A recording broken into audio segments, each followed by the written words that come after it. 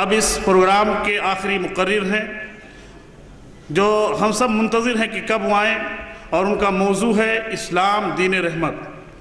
آج اعدائے اسلام، دشمنان دین بڑے ہی شد و مت کے ساتھ یہ کہتے ہیں کہ اسلام انتہا پسندی کی تعلیم دیتا ہے، اسلام تشدد اور دہشت گردی کی تعلیم دیتا ہے، لیکن یہ جان لیجئے کہ اسلام امن، سلامتی، شانتی کی تعلیم دیتا ہے، اور اسلام اس اللہ رب العالمین نے وہ دین عطا کیا ہے، اسلام جو رب العالمین ہے، جو ارحم الراحمین ہے، اور جس ذات کے ذریعے سے ہمیں یہ دین ملا ہے وہ رحمت للعالمین ہے، اور اسلام دین پر حق ہے، اسلام دین رحمت ہے۔ اس موضوع پر خطاب کریں گے پونا سے آئے ہوئے ہمارے مہمان مولانا فضیلت الشیخ ابو زید ضمیر صاحب۔ ان اشعار کے ساتھ میں انہیں دعوت دوں گا کہ میں ایک چراغ ہوں، میں ایک چراغ ہوں، دیوار ہے نہ چھت میری، میں ایک چراغ ہوں، دیوار ہے نہ چھت میری، ہوائیں کرتی ہیں پھر بھی مخالفت میری، جہاں رہے گا وہی روشنی لٹائے گا، کسی چراغ کا اپنا مکان نہیں ہوتا۔ مائک پر مولانا ابو زید ضمیر صاحب، اور موضوع ہے اسلام دین رحمت ہے۔ مائک پر ابو زید ضمیر صاحب۔ ان الحمد للہ نحمده ونستعینه ونستغفره ونعوذ باللہ من شرور انفسنا ومن سیئات اعمالنا، من يهده الله فلا مضل له ومن يضلل فلا هادي له، واشهد ان لا اله الا الله وحده لا شريك له، واشهد ان محمدا عبده ورسوله، اما بعد فان خير الحديث كتاب الله، وخير الهدي هدي محمد صلى الله عليه وسلم، وشر الامور محدثاتها، وكل محدثة بدعة، وكل بدعة ضلالة، وكل ضلالة في النار۔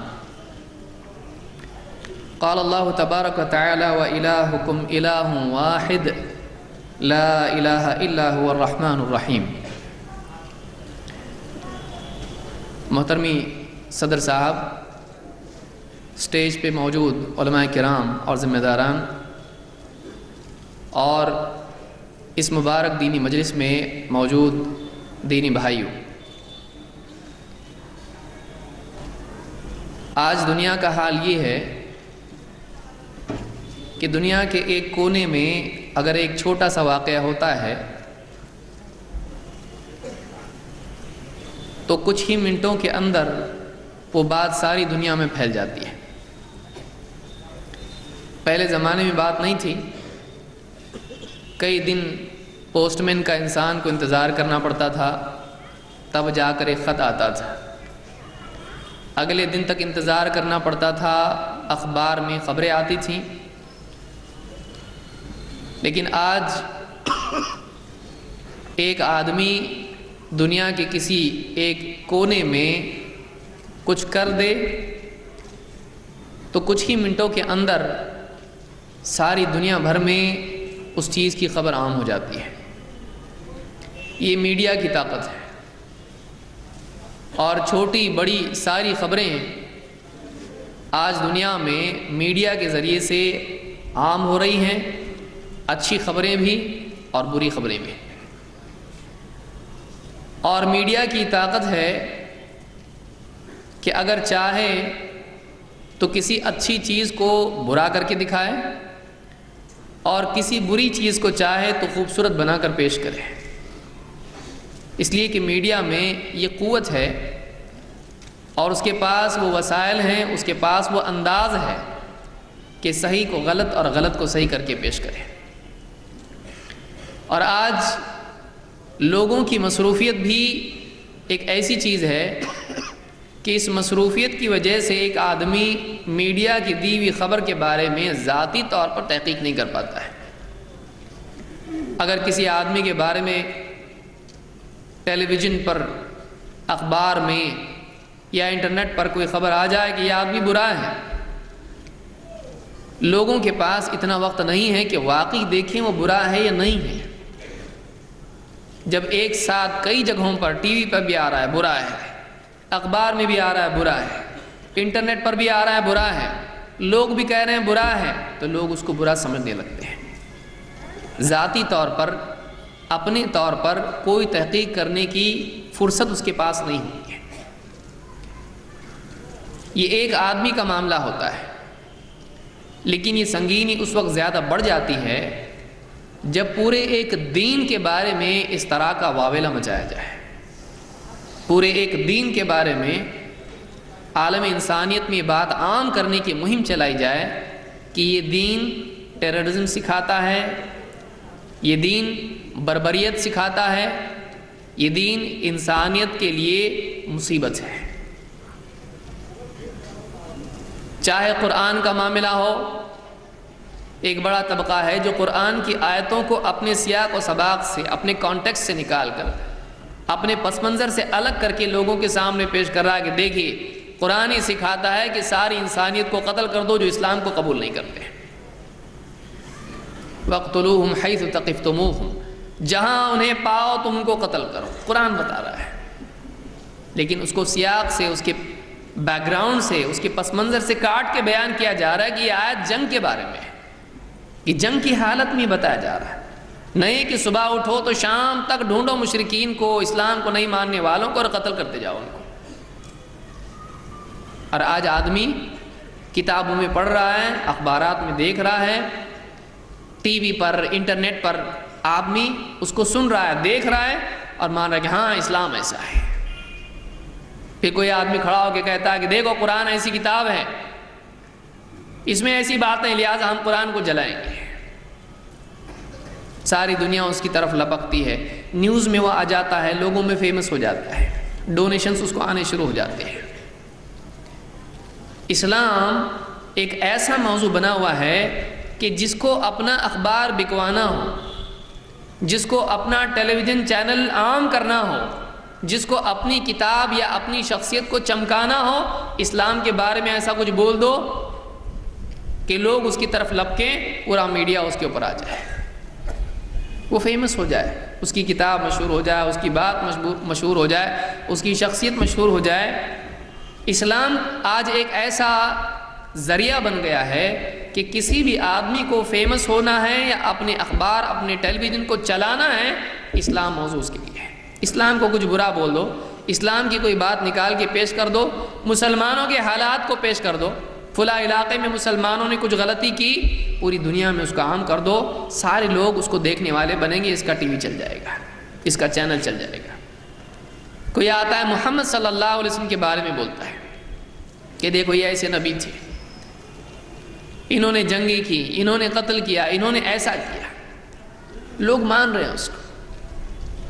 اسلام کے بارے میں، مسلمانوں کے بارے میں، اللہ کے نبی صلی اللہ علیہ وسلم کے بارے میں، قرآن کے بارے میں ایک آدمی ایسی باتیں کہہ کے لوگوں کی توجہ کا مرکز بننا چاہ رہا ہے جو اسلام کی برائی پر مبنی ہو. اسلام کو برا بولو، مسلمانوں کو برا بولو، قرآن کو برا بولو، اور محمد صلی اللہ علیہ وسلم کو بدنام کرنے کے لیے ایسی باتیں بولو کہ لوگ اس کو مانیں اور لوگوں کی توجہ اس کی طرف آ جائے. سستی تجارت کا ذریعہ آج بن گیا اسلام کا ٹاپک، اور کسی کے پاس اتنا وقت نہیں ہے کہ خود سے اسلام کے بارے میں دیکھیں کہ بھائی اسلام ہے کیا، محمد صلی اللہ علیہ وسلم کیسے تھے، قرآن میں کیا ہے. لوگوں کے پاس ٹائم کہاں ہے. آدمی تھکا ہارا جاب سے آتا ہے، اپنا بیگ پٹکا یہاں پر، منہ دھو لیا، بیٹھ گیا، ٹی وی کے سامنے بیٹھ گیا، بیوی تھوڑی کھانے کی چیزیں سامنے لا کے رکھ رہی ہے، کھا رہا ہے پاپ کارن اور دیکھ رہا ہے، ٹی وی دیکھ رہا ہے. اب جو اس میں بتایا جا رہا ہے وہ اس سے اس کا برین واش ہو رہا ہے. صبح دیکھ رہا ہے، شام میں دیکھ رہا ہے، نیوز ایک بار آتی ہے، وہی نیوز صبح میں بھی ہے، دوپہر میں بھی ہے، شام میں بھی ہے. دیکھ دیکھ کے بچے، مرد، عورتیں، بوڑھے، جوان، سب اسی کو پروگرام ہو رہا ہے. اسلام ایک دم بھیانک دین ہے، اسلام نہیں چاہیے ہم کو، اسلام بڑا خطرناک ہے. جیسے کوئی آدمی آج سانپ بولتے ہی لوگ اٹھ جائیں گے، آج یہ حال ہو گیا کہ اسلام بولتے ہی کان کھڑے ہو جائیں گے. اسلام ایک خطرناک چیز جس سے سب کو ڈرنا چاہیے. پھر کوئی بولتا ہے اسلام تلوار کے زور پر پھیلا، جہاں مسلمان گئے تلوار سے گردن پہ تلوار رکھ کے، جیسے کوئی ٹرین میں کوئی یا گلی کوچے میں کوئی غنڈا ہوتا ہے، گردن پہ چھری رکھ کے کہے جو بھی پرس میں نکالو، جو بھی جیب میں لاؤ پیسہ یہاں پہ۔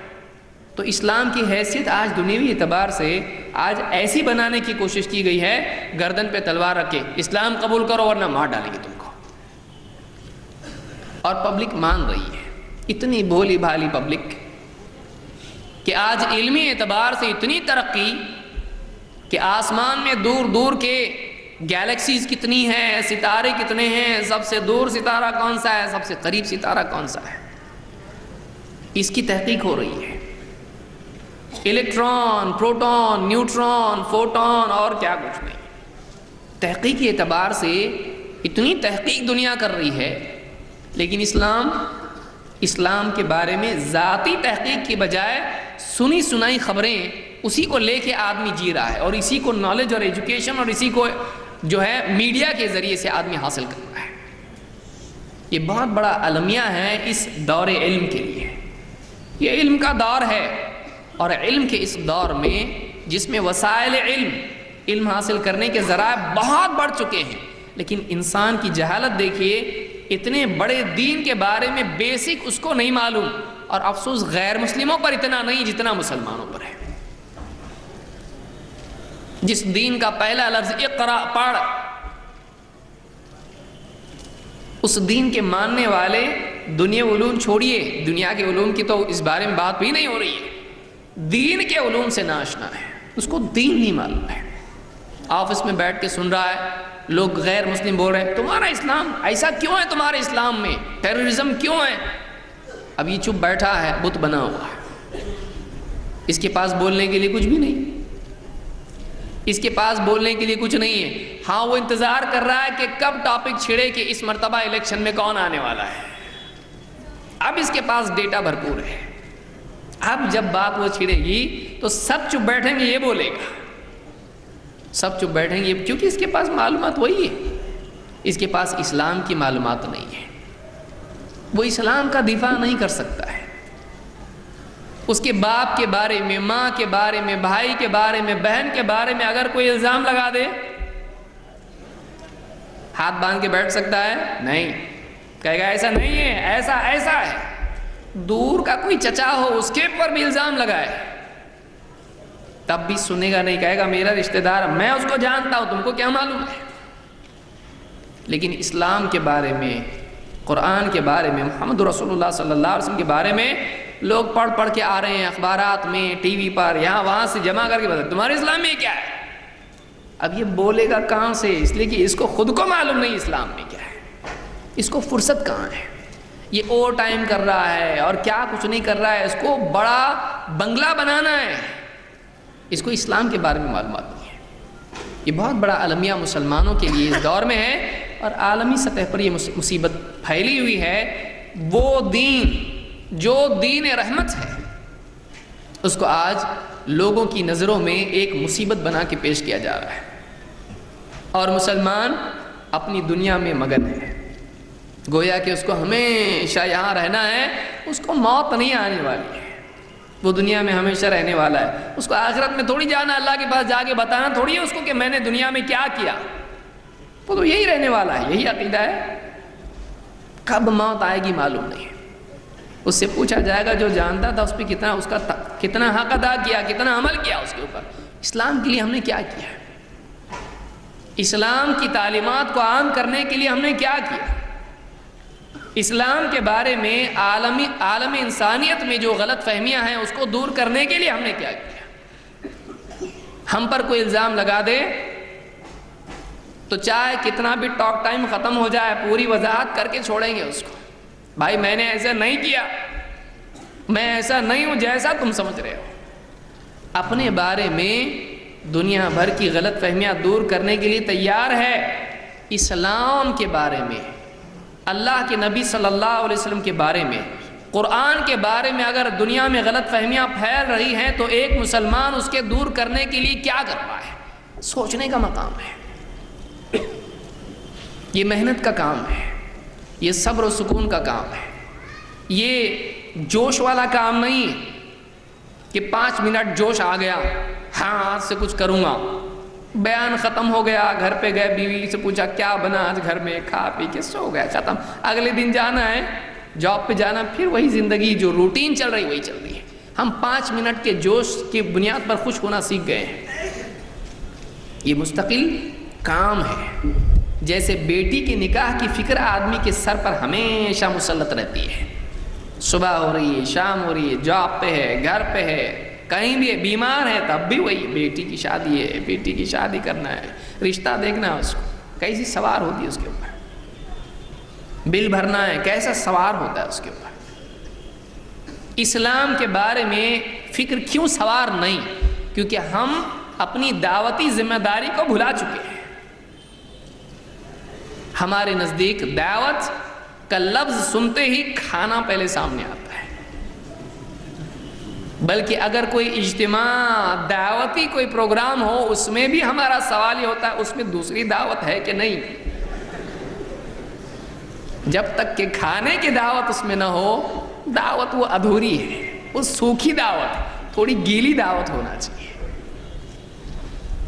ہم کہاں پہنچ گئے ہیں؟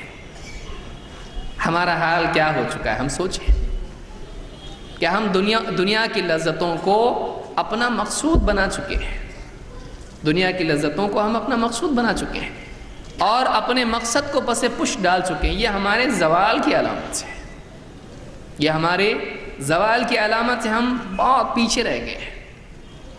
ایک مارکیٹنگ ایجنٹ جو چند کوڑیوں کے لیے صبح سے شام تک محنت کرتا ہے، ہم اس سے بھی زیادہ گئے گزرے ہو گئے ہیں کہ ہم اپنے دن کا کچھ حصہ دعوت تو چھوڑیے، خود سیکھنے کے لیے بھی لگانے کے لیے تیار نہیں۔ ایک کلفی والا، ایک عام جام والا جو گاڑی لے کے، ٹھیلا لے کے پورے گاؤں میں گھومتا ہے اور یہ چاہتا ہے کہ کچھ تو بک جائے، ہم اس سے زیادہ گئے گزرے ہو گئے ہیں کہ وہ تو امید پر کرتا ہے، ہم تو وہ بھی نہیں کر رہے ہیں۔ وہ چھوٹی آئس کریم بیچنے کے لیے اتنی محنت کرتا ہے، ہم اللہ کے دین کے لیے وہ محنت کرنے کے لیے تیار نہیں ہیں۔ دور کے لوگ چھوڑیے، اپنے گھر والے، رشتہ دار، دوست احباب، آفس کے لوگ، ان تک بھی ہم کرنے کے لیے تیار نہیں۔ کیا کر رہے ہیں ہم لوگ؟ ہم پیدا کیوں ہوئے ہیں؟ ہم نے اپنی زندگی کا مقصد کس کو بنایا ہے؟ یہ بہت بڑی سوچنے کی چیز ہے کہ آج اسلام پر لگائے جانے والے الزامات، قرآن کے بارے میں پیدا ہونے والی غلط فہمیاں، محمد عربی صلی اللہ علیہ وسلم پر لگائی گئی تہمتیں، ان کے دفاع کے لیے کون آنے والا ہے؟ ان کے دور کرنے کے لیے کون آنے والا ہے؟ اس کی وضاحت کے لیے فرشتے آنے والے ہیں۔ یہ کون ہیں؟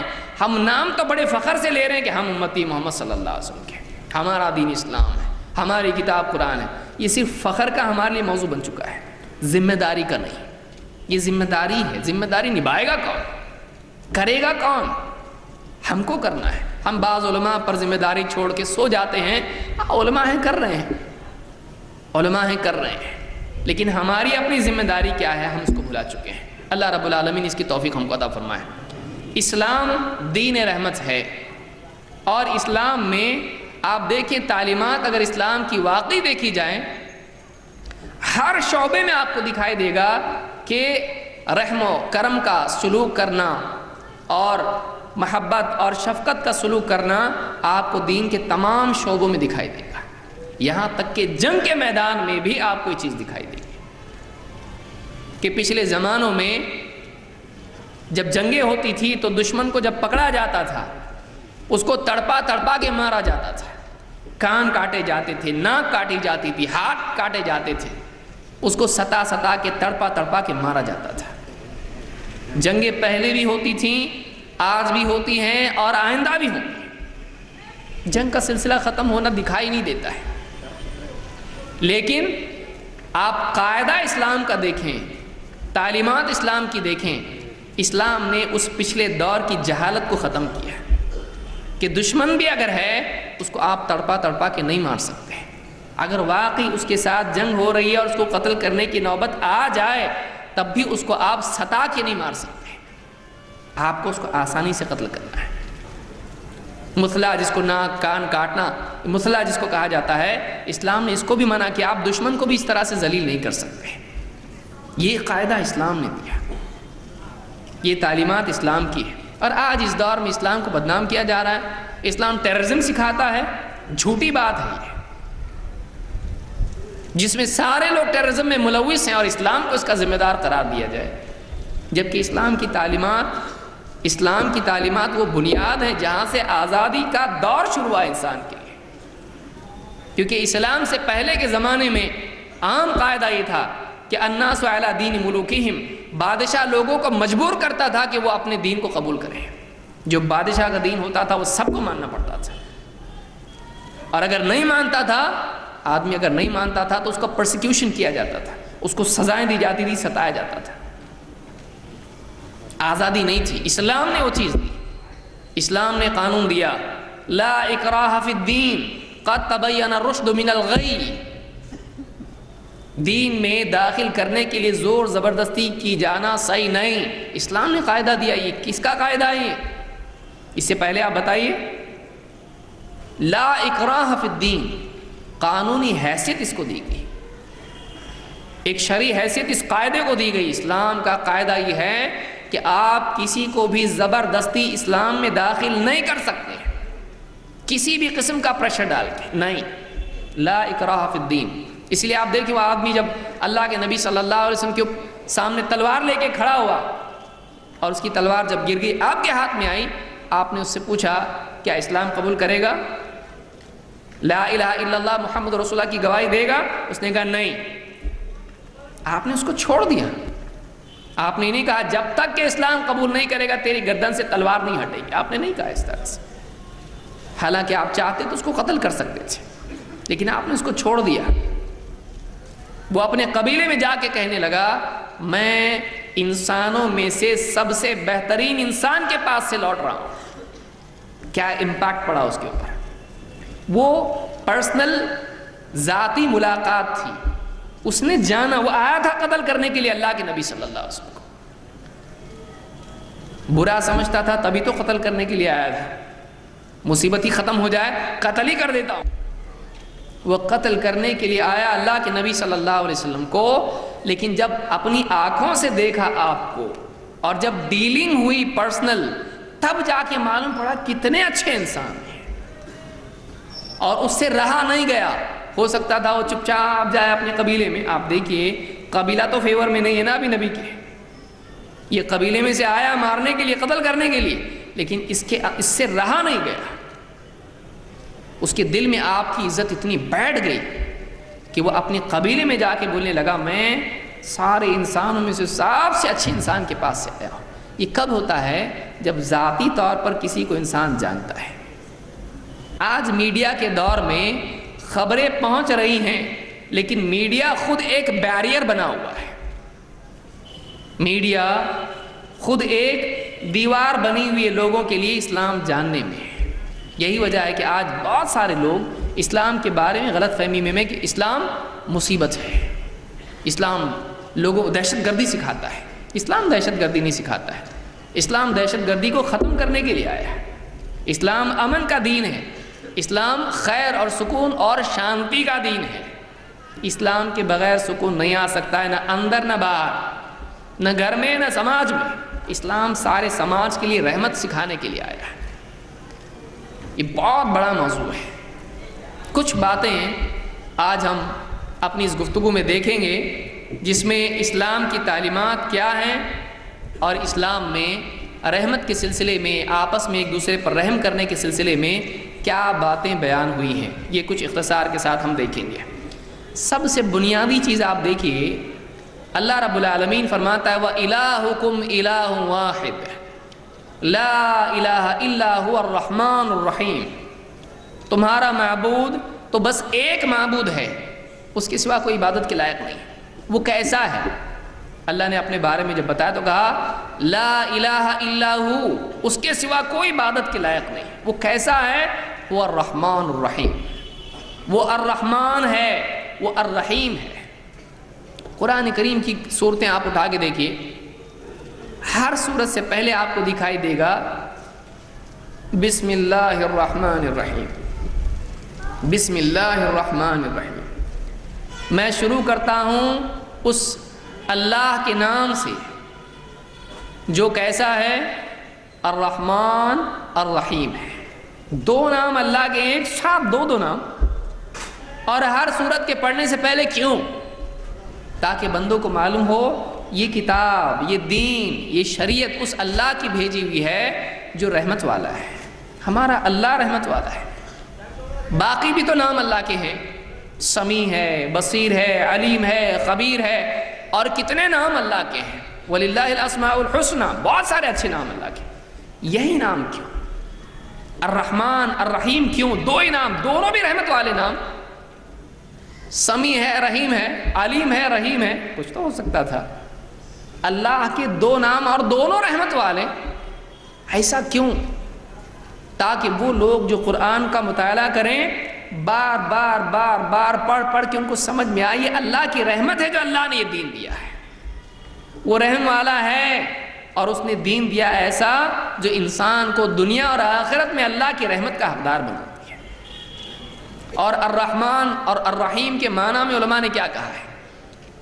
الرحمن ہے سب کے لیے، مسلمان کے لیے بھی اور غیر مسلم کے لیے بھی، جو اسلام کو نہیں مانتا اس کے لیے بھی ہے، کیونکہ اگر اللہ تعالیٰ رحم نہیں کرتا تو ایک اللہ کو نہ ماننے والا اللہ اس کو پانی کا ایک گھونٹ پینے نہیں دیتا۔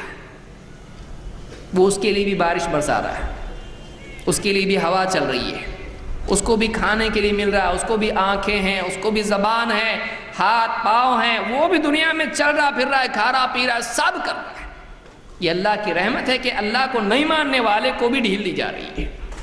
وہ الرحمن ہے، وہ الرحیم ہے، وَكَانَ بِالْمُؤْمِنِينَ رَحِيمًا، وہ ایمان والوں کے لیے رحیم ہے۔ دنیا اور آخرت میں وہ رحمان ہے، سب کے لیے رحم کرنے والا ہے، لیکن آخرت جب آئے گی تو پھر اللہ تعالیٰ انہی لوگوں پر رحم کرے گا جنہوں نے دنیا میں اللہ کو مانا، اللہ کی مانی۔ وہ ایمان والوں کے لیے رحمت آخرت میں ہوگی، اور جو برے ہیں آخرت میں ان کے لیے سزا ہوگی، کیونکہ جہاں وہ رحم کرنے والا ہے وہیں وہ عدل و انصاف کرنے والا بھی ہے۔ قرآن کریم کی تمام صورتوں میں سورہ توبہ آپ چھوڑ دیں، باقی ساری صورتیں شروع ہوتی بسم اللہ الرحمن الرحیم۔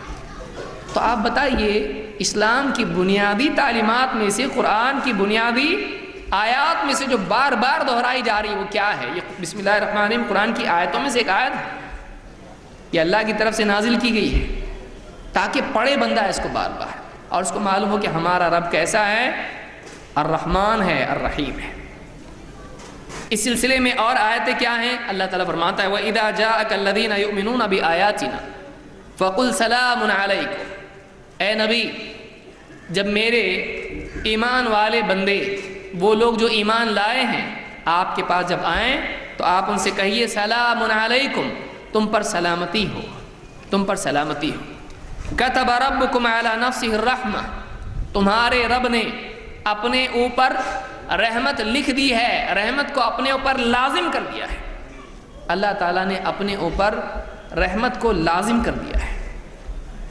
اور کس اعتبار سے؟ آئیے، کتب ربکم علی نفسہ الرحمہ انہ من عمل منکم سوءا بجہالۃ، کہ تم میں سے جو آدمی جہالت میں آ کے کوئی برائی کر بیٹھے، ثم تاب من بعدہ واصلح، پھر اس کے بعد توبہ کرے اور اپنی اصلاح کر لے، توبہ کرے اور اپنی اصلاح کر لے، فإنہ غفور رحیم، تو اللہ تعالیٰ کو وہ بڑا مغفرت کرنے والا، رحم کرنے والا پائے گا۔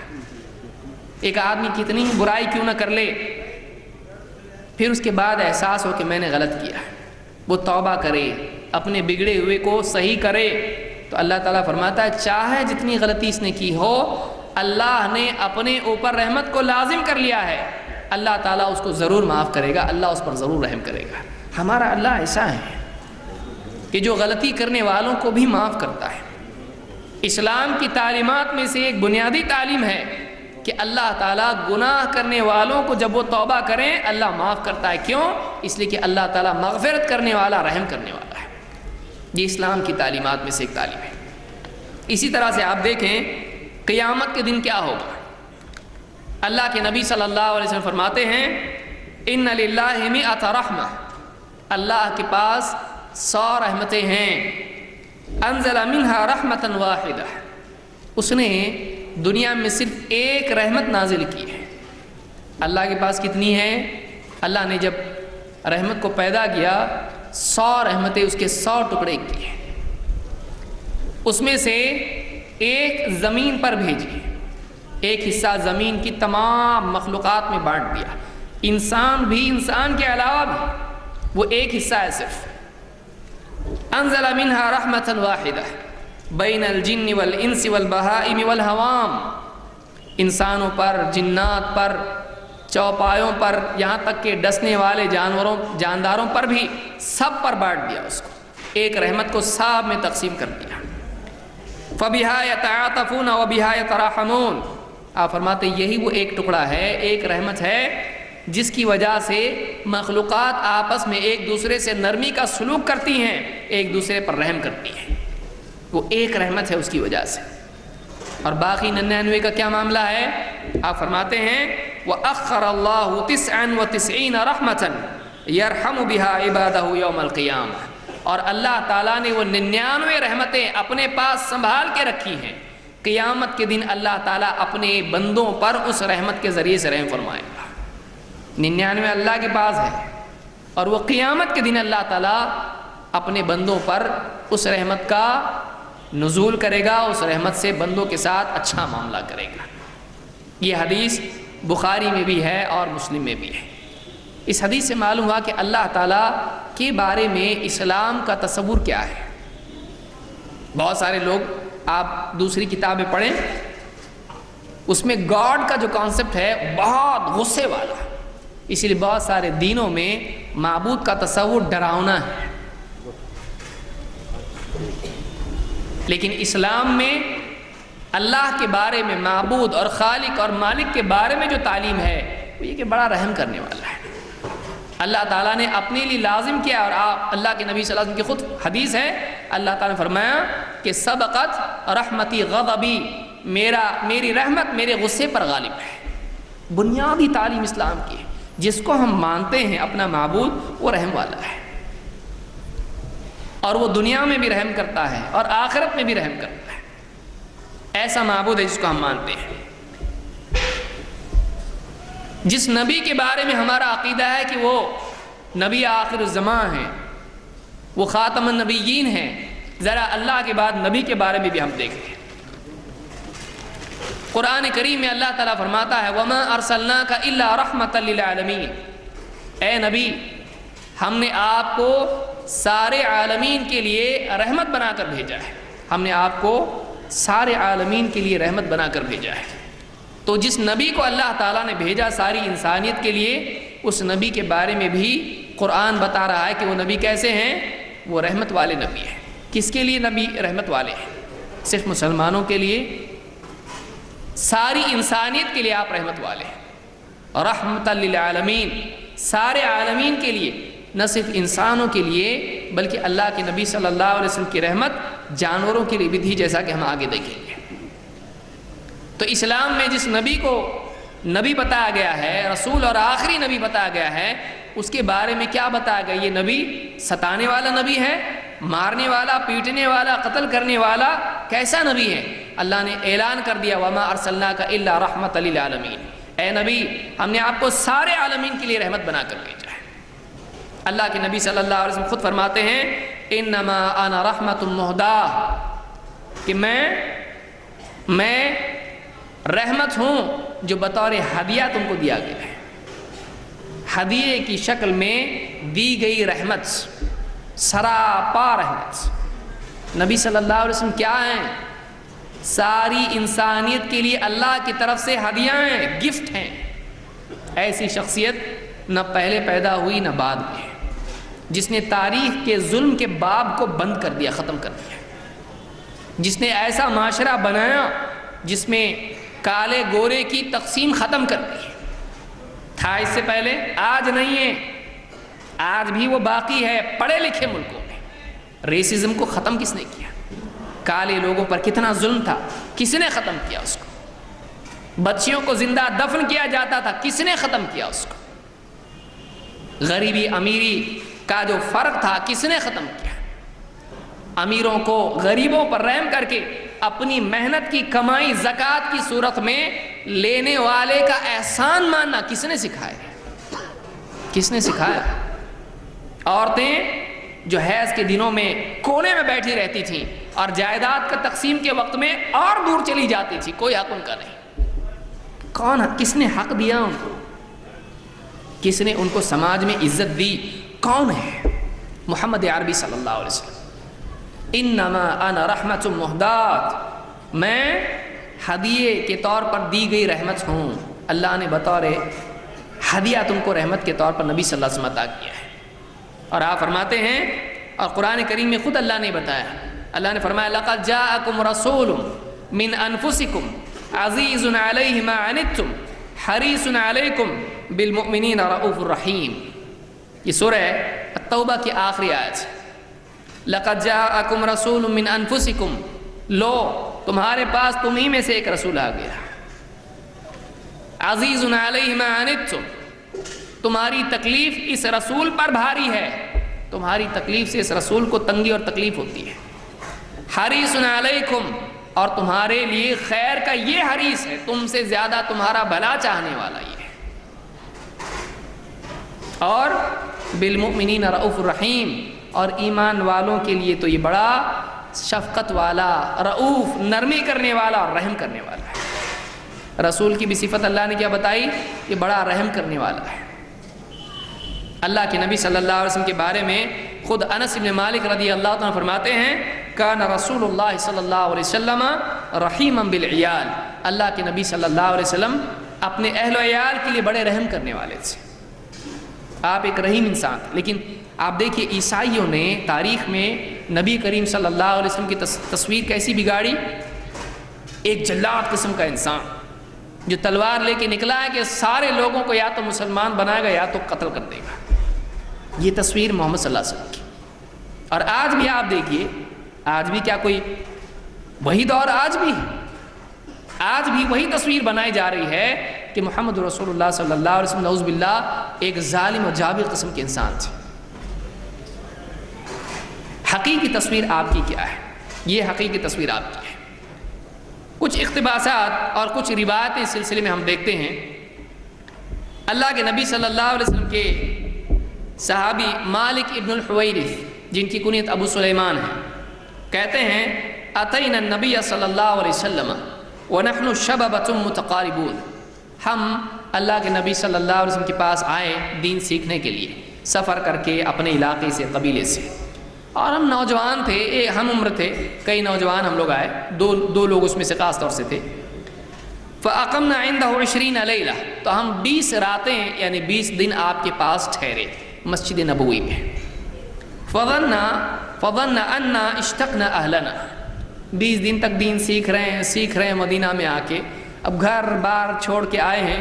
اللہ کے نبی صلی اللہ علیہ وسلم نے ان کو دیکھا تو آپ کو ایسا لگا ان کو گھر والوں کی یاد آ رہی ہے، 20 دن سے گھر والوں سے دور ہیں، نوجوان ہیں، ان کو گھر والوں کی یاد آ رہی ہے۔ اشتقنا اہلنا وسألنا عمن ترکنا فی اہلنا فاخبرناہ، ہم سے آپ نے پوچھا کہ کون کون ہے تمہارے گھر میں، تمہاری فیملی میں کون ہے؟ اللہ کے نبی صلی اللہ علیہ وسلم دیکھیے پوچھ رہے ہیں ان سے، تمہارے گھر میں کون کون ہے، بیوی بچے بھائی بہن کون کون ہے؟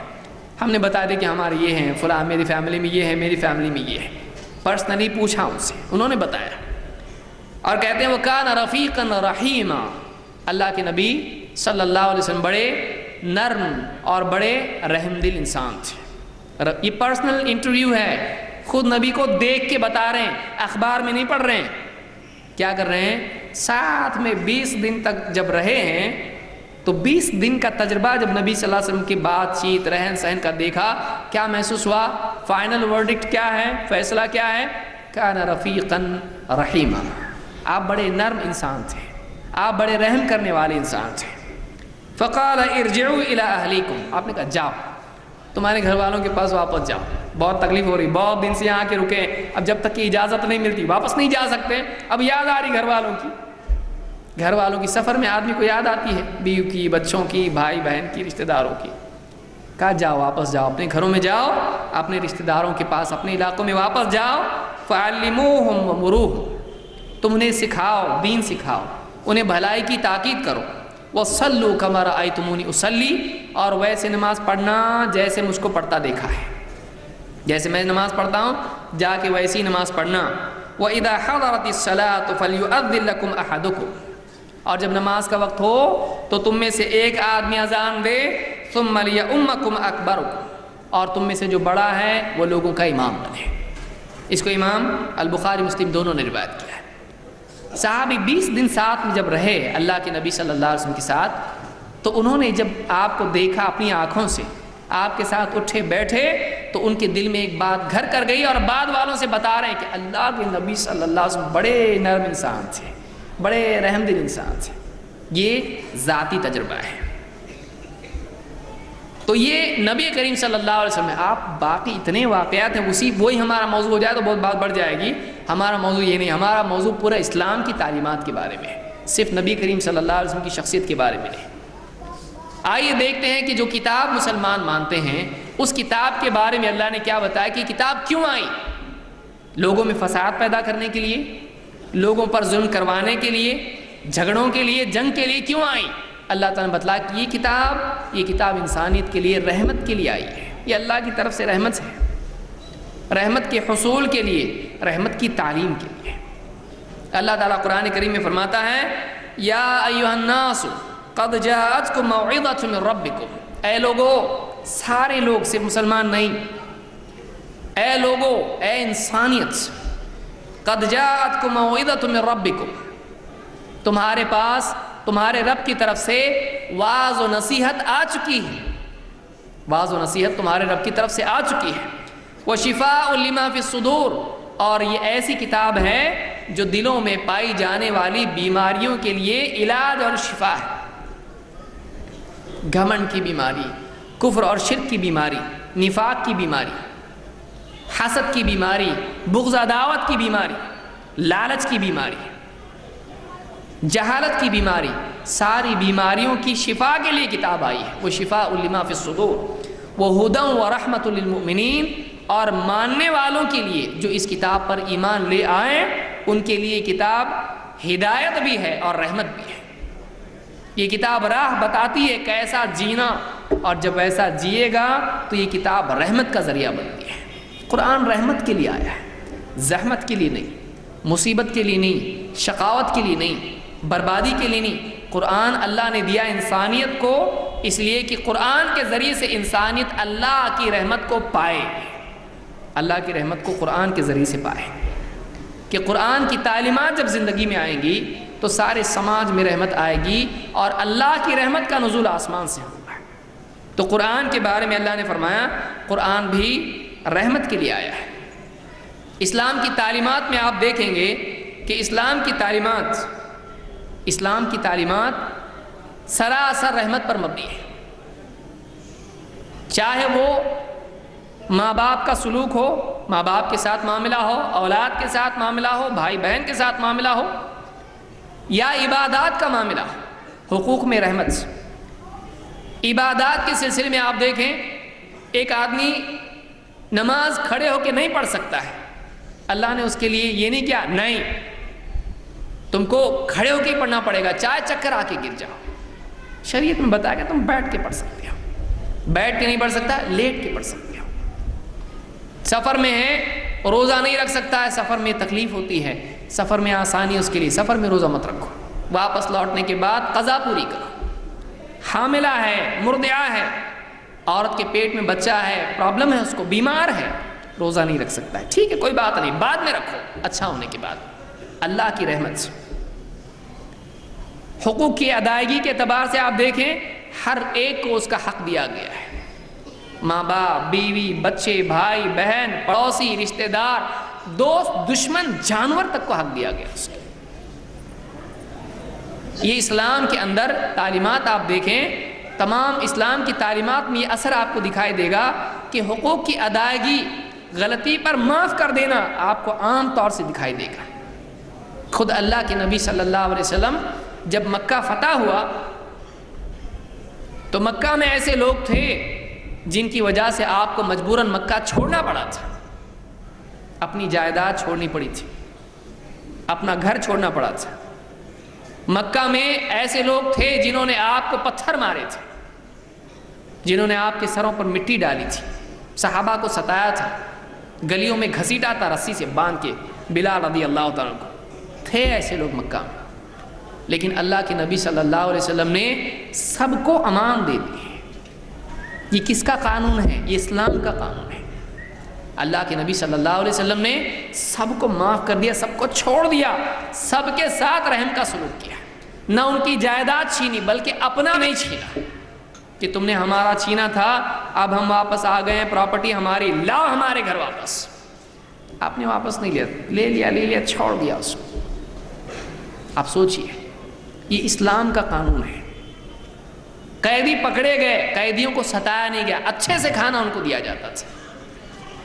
ابن عباس رضی اللہ عنہ فرماتے ہیں بدر کے قیدیوں کو، صحابہ کو جب اللہ کے نبی صلی اللہ علیہ وسلم نے بدر کی جنگ میں قیدی پکڑے گئے، قیدی بنائے گئے، جنگ میں لڑنے والے مشرکین، آپ نے کہا ان کے ساتھ اچھا سلوک کرنا۔ صحابہ اپنے سے اچھا کھانا ان کو کھلاتے تھے، اپنے سے اچھا کھانا ان کو کھلاتے تھے۔ بتائیے، یہ اسلام کی رحمت ہے کہ دشمن کے ساتھ بھی اچھا سلوک کیا۔ یہ اسلام ہی تو ہے کہ اسلام غالب آنے کے بعد بھی دوسرے دین کے ماننے والے جو اسلام کو نہیں مانتے تھے ان کو بھی جینے کا موقع ملا۔ عرب جیسی دنیا میں جہاں پر ایک قبیلہ دوسرے قبیلے سے جھگڑا ہوتا تھا تو جب تک گردنیں اڑاتا نہیں تھا، خون پوچھتا نہیں تھا اپنی تلوار کا، ایک کے پیچھے قبیلے سالوں سال جنگ کرتے تھے، اس علاقے میں دشمن کو معاف کرنا، تصور کی بچیوں کو دفن کرنے والے دشمن کو معاف کریں گے، اپنی ناک کے لیے اپنی اولاد کو دفن کرنے والے کہ میری ناک کٹنے کا ذریعہ بنے گی، بیٹی دوسرے کے گھر میں جائے گی، میں لڑکی والا وہ لڑکے والے، دفن کر دو اس کو، جو اپنی اولاد کو قتل کرتے تھے۔ اب بتائیے اس دور میں دشمن کو معاف کرنا کتنی بڑی چیز ہے۔ سارے لوگوں کو معاف کر دیا گیا، سارے لوگوں کو چھوڑ دیا گیا۔ یہ اسلام ہے، یہ اسلام ہے۔ لیکن لوگوں کو چونکہ اسلام معلوم نہیں ہے، لہٰذا ان کے لیے جو ان کو میڈیا میں سننے آ رہا ہے، اور بعض علاقوں میں جو بعض لوگوں کی غلطیاں ہوتی ہیں ان کو پوری امت کے ترجمان مانا جاتا ہے، اور اس میں بھی کتنے سارے جھوٹ ہوتے ہیں جو لوگوں کے، مسلمانوں کے اوپر، نوجوانوں کے اوپر اس پر ڈالے جاتے ہیں۔ کتنے تو جھوٹ ہوتے ہیں، مالیگاؤں خود اس کی علامت ہے، اس کی دلیل ہے۔ سارے ملک بھر کے حالات آپ دیکھیں۔ تو اسلام کے بارے میں یہ باتیں کرنا، اسلام کو پڑھے بغیر ایک آدمی اسلام کے بارے میں ایسی بات کرتا ہے تو یہ بہت بڑی نہ صرف جہالت ہے بلکہ یہ ظلم ہے، یہ ظلم ہے۔ کسی انسان کو حق نہیں ہے کہ کسی ایک انسان کے بارے میں کوئی غلط بات کہے۔ آپ بتائیے پورے ایک دین کے بارے میں اور اس کے ماننے والوں کے لیے، اس کو پہنچانے والے کے لیے، سب کے بارے میں آپ ایسی بات کریں، کتنا بڑا ظلم ہے یہ، کتنی بڑی علمی جہالت ہے یہ، کتنی بڑی غلط بیانی ہے۔ اسلام ایسا دین نہیں ہے۔ اسلام کے بارے میں آپ دیکھیں، اسلام کے احکام میں ایک ایک کر کے ہم اختصاراً دیکھتے ہیں اسلام میں کیسے رحمت کی تعلیم دی گئی ہے۔ اللہ تعالیٰ نے قرآن کریم میں فرمایا وَقَضَىٰ رَبُّكَ أَلَّا تَعْبُدُوا إِلَّا إِيَّاهُ وَبِالْوَالِدَيْنِ إِحْسَانًا۔ آئیے دیکھتے ہیں کہ اسلام میں جو سماج ہمارا بنتا ہے، سماج کے افراد، سماج کی یونٹ، اس کی اکائی ہوتے ہیں، اس کے اجزاء، اس کے افراد ہوتے ہیں، ماں، باپ، بھائی، بہن، رشتہ دار، اولاد، بیوی، شوہر، پڑوسی، یہ سارے لوگ سماج کے حصہ ہوتے ہیں۔ ان کے بارے میں اسلام کی تعلیمات کیا ہیں، ایک ایک کر کے ہم دیکھتے ہیں کیسے اسلام آپسی سلوک میں رحم کا اور احسان کا سلوک سکھاتا ہے۔ ایک ایک کر کے ہم دیکھتے ہیں، اختصار کے ساتھ ہم دیکھیں گے، وقت ہمارے پاس بہت کم ہے۔ اللہ تعالیٰ فرماتا ہے وَقَضَىٰ رَبُّكَ أَلَّا تَعْبُدُوا إِلَّا إِيَّاهُ وَبِالْوَالِدَيْنِ إِحْسَانًا۔ تمہارے رب نے تمہارے لیے اس بات کا حتمی فیصلہ کر دیا ہے کہ تم اس کے سوا کسی اور کی عبادت نہیں کرو گے۔ یہ فائنل فیصلہ اللہ کی طرف سے ہمیشہ کے لیے۔ وَقَضَىٰ رَبُّكَ أَلَّا تَعْبُدُوا إِلَّا إِيَّاهُ۔ ہاں، اور والدین کے ساتھ اچھا سلوک کرنا ہے۔ توحید کے بعد ڈائریکٹلی ماں باپ کے بارے میں بتایا جا رہا ہے، کتنی بڑی اہمیت ہے۔ ہمارے سماج میں سب سے زیادہ رحم کے مستحق وہ ہیں لیکن آج اگر سماج کا جائزہ لیا جائے، ماں باپ بڑھاپے کو پہنچنے کے بعد اولاد کی ڈانٹ ڈپٹ کے حقدار بن جاتے ہیں، ہے کہ نہیں؟ بیٹھو کونے میں، بیٹھو کونے میں، ارے بیٹا ذرا سن، بار بار ستایا مت کرو، دماغ خراب مت کرو، بولا نا چپ بیٹھو، وہ کرا رہا اپنی تکلیف میں، بہت درد ہو رہا ہے بیٹا، دوا کھائی نا ابھی، اب چپ چاپ سو جاؤ، اب اس سے زیادہ کیا کروں، میرے ہاتھ میں کچھ چمتکار ہے؟ پھیر دیا تمہارے سر پر، پیٹھ پر، پاؤں پر، صحیح ہو جائے گا؟ خاموش رہو، نیند خراب مت کرو، کل آفس جانا ہے مجھ کو۔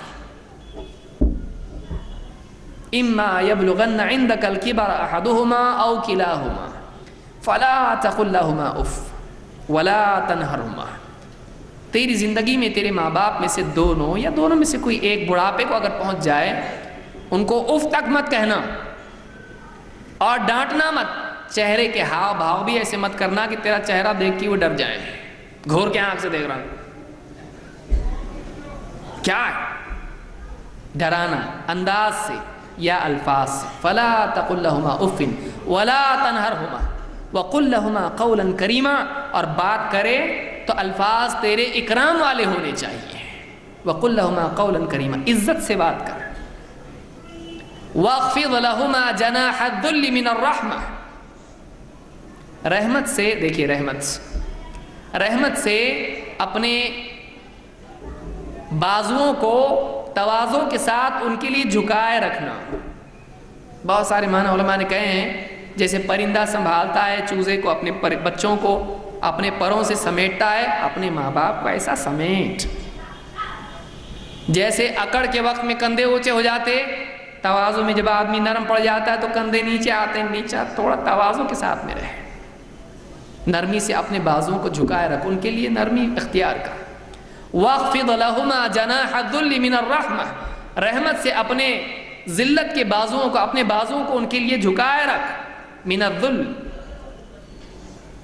اور وقل رب ارحمہما کما ربیانی صغیرا، تو بھی رحمت کا سلوک کر اور اللہ سے بھی مانگ، اے میرے رب جیسا انہوں نے دنیا میں میری تربیت کی ہے، اے میرے رب، میرے مالک، میرے اللہ، تو ان کے ساتھ تو بھی رحم کا سلوک فرما۔ میں تو اپنی حد تک رحمت کے ساتھ ان کے ساتھ جی رہا ہوں، ان پر رحم کرتا ہوں، لیکن اے اللہ مرنے کے بعد کیا، آخرت میں کیا، وہ تیرے حوالے ہوں گے، تو اے اللہ تو بھی ان پہ رحم کرنا، خود بھی رحم کر، اللہ سے بھی ان کے لیے رحمت کی دعا کر۔ یہ مزاج ماں باپ کے سلسلے میں اولاد کو اسلام دیتا ہے۔ آج اس پڑھے لکھے دور میں ماں باپ بوڑھے گھر کی زینت بن چکے ہیں، بہت پڑھے لکھے ملک ہے امریکہ، ماں باپ کہاں جانے والے ہیں، بوڑھے ہونے کے بعد بوڑھا گھر ہے ان کے لیے، اولاد کہاں ہیں، بیوی کے ساتھ شفٹ ہو گئی، وہ شفٹ ہو گئی۔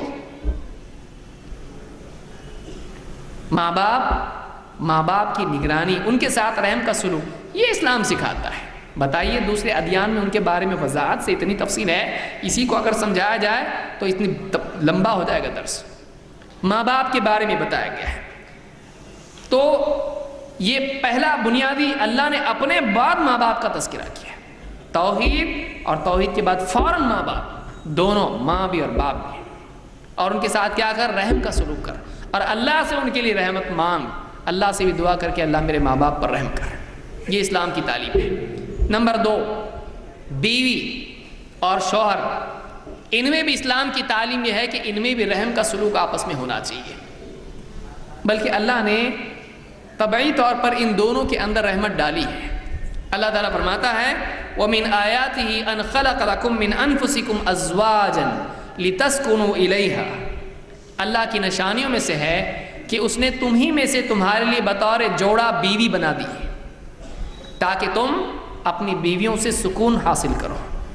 لِتَسْكُنُوا إِلَيْهَا، دیکھیے تصویر کیا ہے، اسلام میں عورت بہت بھیانک ہوتی ہے، اسلام شر کی جڑ ہے، بہت سارے دینوں میں ہے، مانی جاتی ہے، اسلام میں نہیں۔ اسلام میں اللہ نے بتایا بیوی سکون کا ذریعہ ہے۔ بیوی کیا ہے، لِتَسْكُنُوا إِلَيْهَا، دیکھیے اچھا بتایا جا رہا ہے، سکون ملے گا اس سے، اسلام سکون کا ذریعہ بتاتا ہے عورت کو۔ لِتَسْكُنُوا إِلَيْهَا وَجَعَلَ بَيْنَكُمْ مَوَدَّةً وَرَحْمَةً، اور اللہ تعالیٰ نے تمہارے دونوں کے بیچ مودت اور رحمت پیدا کر دی ہے۔ مودہ محبہ، رحمت ایک دوسرے پر رحم کرنا۔ بیوی شوہر میں رشتہ کیا بتایا جا رہا ہے؟ آپس میں محبت ہونا چاہیے اور ایک دوسرے پر رحم کا سلوک ہونا چاہیے۔ اللہ نے بنایا دونوں کو ایسا ہے، اور اللہ نے فرمایا ان فی ذلک لآیات لقوم یتفکرون، اس میں نشانیاں ہیں ان لوگوں کے لیے جو غور فکر کرتے ہیں کہ اللہ نے ایسا کیوں کیا ہے، تاکہ یہ دونوں قریب آئیں اور انسانیت کا سلسلہ جاری رہے، تاکہ سماج خیر کے ساتھ قائم رہے۔ تو بیوی شوہر کا رشتہ اللہ کیسا بتا رہے ہیں یہاں پر؟ وَجَعَلَ بَيْنَكُمْ مَوَدَّةً وَرَحْمَةً، محبت اور رحمت کا سلوک دونوں کے اندر ہونا چاہیے۔ اللہ نے دونوں کو رحمت اور محبت کے لیے ایک دوسرے کے لیے پیدا کیا ہے، دونوں کے تعلق سے یہ اللہ نے اصول بتا دیا ہے۔ بیوی شوہر کے تعلق سے بھی یہ تعلیم اسلام کی ہے۔ اولاد کے بارے میں آئیے دیکھتے ہیں کیا ہے۔ ابو ہریرہ رضی اللہ عنہ کہتے ہیں قبل رسول اللہ صلی اللہ علیہ وسلم الحسن بن علی، اللہ کے رسول صلی اللہ علیہ وسلم بیٹھے ہوئے تھے، آپ کے نواسے حسن بن علی آپ کے پاس آئے، آپ نے ان کو چوما، پیار کیا، بچوں کو پیار کرتے ہیں، آپ نے اس کو چوما، اپنا نواسا ہے۔ وَعِنْدَهُ الْأَقْرَعُ بْنُ حَابِسَ التَّمِيمِ جَالِسٌ، ایک صاحب بیٹھے ہوئے تھے اور انہوں نے دیکھا اللہ کے نبی صلی اللہ علیہ وسلم بچے کو چوم رہے ہیں۔ فقال الأقرع إِنَّ لِي عَشَرَةً مِّنَ الْوَلَدِ مَا قَبَّلْتُ مِنْهُمْ أَحَدًا۔ آپ عربوں کی حالت دیکھیے کیسی تھی، کس عرب میں، کس دور میں، کس سماج میں اللہ کے نبی صلی اللہ علیہ وسلم بھیجے گئے ہیں۔ آپ نے اپنے نواسے کو گود میں لیا اور اس کو پیار کیا۔ وہ دیکھ رہے ہیں یہ کیا ہے، کہا میرے 10 بچے ہیں، ایک کو بھی کبھی چما نہیں میں نے۔ کتنے بچے ہیں؟ بس آج تو 2 میں ہی گو نہیں چاہیے، ہم 2، آج ایسا ہو گیا ہم 2 ہمارا 1، وہ بھی ابھی نہیں، بعد میں تھوڑا سیٹل ہونے 2، پھر اس کے بعد 2۔ 10 بچے ہیں میرے، لیکن 10 بچوں میں سے میں نے کبھی کسی کو چوما نہیں، پیار نہیں کیا۔ کیسے لوگ ہوں گے آپ سوچیے اس زمانے میں۔ اللہ کے نبی صلی اللہ علیہ وسلم نے کیا کہا؟ بہت بہادری کی چیز ہے؟ نہیں، آپ نے کیا کہا؟ فَنَظَرَ إِلَيْهِ رسول اللہ صلی اللہ علیہ وسلم، اللہ کے رسول صلی اللہ علیہ وسلم نے ان کی طرف دیکھا اور کہا مَن لَا يَرْحَمْ لَا يُرْحَمْ، جو رحم نہیں کرتا ہے اس پہ رحم نہیں کیا جائے گا، جو رحم نہیں کرتا ہے اللہ تعالیٰ کی طرف سے بھی اس پر رحمت نہیں ہوگی۔ یہ رحمت ہے جس کی وجہ سے انسان اپنی اولاد کو پیار کرتا ہے۔ اسلام میں اولاد کے ساتھ یہ سلوک سکھایا گیا ہے، اس کو پیار کریں۔ آج اس دور میں ماں باپ بعد میں جو شکایت کرتے ہیں پہلے دھیان نہیں دیتے ہیں۔ بچوں کو بچپن میں محبت اور شفقت نہیں ملنے کی وجہ سے باپ بزی ہے، لیٹ آ رہا ہے آفس سے، اوور ٹائم ہے اور باس نے ڈانٹا ہے، آتے ہی ڈانٹ ڈپٹ گھر میں شروع۔ بیوی کام سے پریشان ہے، کپڑے دھونا، برتن دھونا، یہ کھانا پکانا، اور جلاد صاحب آنے والے ہیں اس کے لیے سب تیار ہونا کنگھی چوٹی کر کے۔ اب بچے چھوٹے چھوٹے ہیں، بچوں کو شفقت گھروں میں نہیں ملتی ہے، بچوں کو شفقت نہیں ملتی، یا تو وہ ٹی وی کے سامنے بیٹھا ہوا ہے بے حیائی دیکھتے، یا مار دھاڑ دیکھتے، یا باہر جا کر بچوں میں کھیل رہا ہے۔ ماں باپ آج اتنے بزی ہو چکے ہیں، اور پھر سونے پہ سہاگا یہ کہ باپ بھی جاب پہ اور ماں بھی جاب پہ، تو بیٹا بھی اولاد بھی جاب پہ لگ جاتی ہے، اولاد بگڑ جاتی ہے۔ ماں باپ کے پاس وقت نہیں ہے، دوڑے دوڑے آ رہے، کبھی تو بھی چھٹی کا دن ہے، مہینے میں ایک بار پکنک پہ جا کے کھیل کود کر کے آ گئے، بس ختم۔ بچوں کو روزانہ کی شفقت محبت نہیں ہے۔ اسلام کی تعلیم یہ ہے، آپ بچوں کو قریب کرو، ان کو پیار کرو، آپ نے فرمایا، اور یہ بھی دین سمجھ کے کرنا ہے۔ اس لیے آپ نے کیا کہا؟ انہوں نے کہا میرے 10 بچے ہیں، کبھی پیار نہیں کیا میں نے ان کو ایسا، یہ کون سا طریقہ ہے پیار کرنے کا؟ آپ نے کہا ہاں اچھا، جو رحم نہیں کرتا ہے اس پر اللہ بھی رحم نہیں کرے گا۔ ایک روایت میں آپ نے فرمایا کہ میں کیا کروں، اگر اللہ نے تمہارے دل سے رحمت نکال دی تو میرا کیا قصور اس میں کیا کر سکتا ہوں اگر تمہارے دل میں رحمت نہیں ہے اللہ کی طرف سے۔ یعنی آدمی ایسا ہونا چاہیے کہ وہ اپنے بچوں کے ساتھ ہٹلر بن کے نہیں جیے۔ ڈسپلن کے نام پہ بعض اوقات ماں باپ ہٹلر بن جاتے ہیں، بعد کی عمر میں بچے ہٹلر بن کے ان کو کونے میں بیٹھو، وہاں پہ بڑھاپا آنے والا ہے۔ بچوں کی شفقت دونوں میں بیلنس ہو، پیار محبت میں بچوں کو سڑا دینا یہ بھی غلط ہے، اور بچوں کے ایک دم قاعدے قانون سے ان کے اوپر ظلم و جبر کرنا یہ بھی غلط ہے۔ اسلام نے دونوں میں درمیانی چیز بتائی ہے، لیکن بچوں کو بچپن میں شفقت اور محبت ملنا ضروری ہے۔ اللہ کے اور بیٹے تو بیٹے، بعض اوقات بیٹیاں اس سے محروم ہو جاتی ہیں کہ ٹینشن بن جاتی ماں باپ کے لیے، پیدا ہوتے ہی باپ کا منہ اتر جاتا ہے، ڈاکٹر آ کے بتا دے آپ کو بیٹی ہوئی ہے تو وہ اس کا چہرہ دیکھتا، مطلب کنفرم، پکا، یعنی وہ چاہتا ہے کہ خبر میں کچھ غلطی تو نہیں ہوئی نا، کیونکہ 9 مہینے سے میں تمنا بنا رہا ہوں بیٹا ہوگا اور میرے بعد میرا سلسلہ جاری رکھے گا، میرا نام روشن کرے گا، بیٹی کہاں سے آ گئی؟ اور ساری دعائیں یاد آتی، مولوی صاحب نے لکھ کے دیے تھے بیٹا ہونے کی دعا، وہ سب تھے۔ بیٹی ہوتے ہی چہرہ اتر جاتا ہے۔ اسلام یہ بتاتا ہے بیٹی جنت کا ذریعہ ہے، بیٹی کے ساتھ رحم کا سلوک ہونا چاہیے۔ اللہ کے نبی صلی اللہ علیہ وسلم فرماتے ہیں من کان لہ 3 بنات، جس کی 3 بیٹیاں ہوں، 3 بیٹی تو سمجھنا گیا کام سے، آدمی جوانی میں ہی بوڑھا ہو جاتا، 3 بیٹیاں ہو گئی، اس کو فکر ہوتی ہے اس کی 18 سال کی 20 سال کی ہوگی، تب تک پھر ایف ڈی کر رہا ہے، کیا کیا کر رہا ہے، حرام کاریاں کر رہا ہے، سب غلط کام کرتا ہے، ٹینشن ہو جاتا ہے بیٹی کا۔ من کان لہ 3 بنات، جس کی 3 بیٹیاں ہوں، یؤویہن ویکفیہن ویرحمہن، 3 کام بتائے، ان کو پناہ دے، اپنے گھر میں سنبھالے ان کو، یؤویہن، یکفیہن، ان کی ضرورتیں پوری کرے، کفایت ان کی کرے، اور صرف یہ نہیں کہ چیزیں لا کے دے بس ختم نہیں، ویرحمہن، ان کے ساتھ رحم کا سلوک کرے، ان کے ساتھ کیسا سلوک کرے؟ رحمت کا سلوک کرے۔ آپ نے فرمایا فقد وجبت لہ الجنت البتہ، آپ نے فرمایا اس کے لیے پکی ہو گئی جنت، بالکل پکی ہو گئی، لازم ہو گئی اس کے لیے، وہ جائے گا ہی جائے گا جنت میں۔ مجلس میں بیٹھا ہوئے ایک آدمی جب سن رہا تھا، اس نے کہا اللہ کے رسول، فقال رجل من بعد القوم وثنتین یا رسول اللہ، اس آدمی پوچھا اللہ کے رسول 2 ہوں تو ٹھیک ہے، 3 بیٹیوں کا تو سنا ہم نے، اگر 2 ہوں کسی کی تو آپ نے فرمایا وثنتین، بعض روایات میں 2 مرتبہ، بعض میں 3 مرتبہ آپ نے کہا، 2 بھی ہوں تو بھی، اگر 2 ہوں تب بھی اس کے لیے وعدہ ہے کہ اگر 2 بیٹیاں کسی کی ہیں ان کو سنبھالے، کھلائے پلائے، پہنائے اڑھائے، اچھا رکھے، ضرورتیں پوری کرے، اور ساتھ میں رحمت کا سلوک اس کے ساتھ کرے، تو اللہ تعالیٰ نے اس کے لیے جنت لازم کر دی ہے، جنت میں جائے گا ہی وہ۔ بیٹی کو اسلام نے بوجھ نہیں بتایا، بلکہ بیٹی جنت کے پانے کا کنفرم ذریعہ ہے۔ اسلام میں رحمت کا سلوک، بیٹی کے ساتھ سلوک کیسا ہونا چاہیے؟ رحم کا سلوک۔ میرا گڈو ہے، میرا بیٹا ہے، گود میں لے رہا ہے، بیٹی تو بیٹی ہے، بیٹی دور نہیں، بیٹی کے ساتھ میں پیار سے اس کو رہنا، اس کے ساتھ رحم کرنا، اس کو گود میں لینا، اس کو یہ ہاتھ سے بیٹے کو پکڑا تھا تو بیٹی کو بھی پکڑا ہے، اس کو قریب کیا تو اس کو بھی قریب کیا۔ ایک آدمی اللہ کے نبی صلی اللہ علیہ وسلم کے زمانے میں، بیٹا آیا، پیار کیا، گود میں بٹھایا، بیٹی آئی، بازو میں بٹھا دیا، آپ نے کہا دونوں میں انصاف کیوں نہیں کیا تو نے؟ دونوں میں فَهَلَّ عَدَلْتَ بَيْنَهُمَا، دونوں کے بیچ میں عدل کیوں نہیں کیا تو نے؟ دونوں میں مساوات ہونا چاہیے، اس کے ساتھ برابری کا اور رحمت کا سلوک ہونا چاہیے۔ یہ اسلام کی تعلیم ہے۔ امام البخاری نے الادب المفرد میں اس روایت کو نقل کیا ہے، اور یہ حسن درجے کی روایت ہے۔ یتیموں کے ساتھ اپنے بچے ہیں، لیکن یتیم سماج میں کیسے ہیں؟ یتیم خانے میں بچوں کو ڈال دیا جاتا ہے، اور وہاں کوئی نہ کوئی ہٹلر ہوتا ہے جو ان کو قاعدے قانون سکھاتا ہے، ان کو بچپن میں شفقت اور محبت نہیں ملتی ہے۔ کتنے یتیم، خود اللہ کے نبی صلی اللہ علیہ وسلم یتیم تھے۔ یتیموں کے ساتھ سماج میں کیا سلوک ہوتا ہے؟ اللہ کے نبی صلی اللہ علیہ وسلم اسلام کیا سکھاتا ہے؟